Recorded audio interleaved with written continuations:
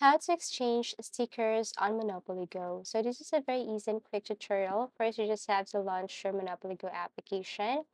And below you can see here options, wins, build, album, and friends. You just have to tap friends. But since I didn't reach level 15, so I can't open this one.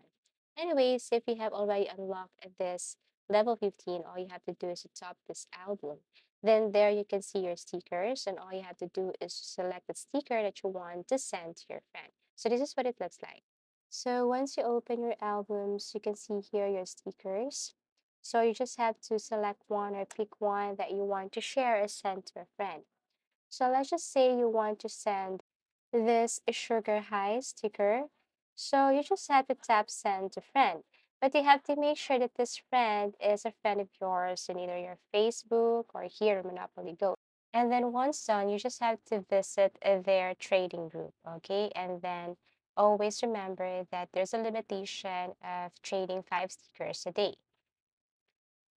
And again, you have to make sure that you are friends on Facebook. Okay, so that's how easy it is. So again, you have to reach level 15 to unlock your albums and send a sticker to a friend. Thank you so much for watching and see you again in our next videos.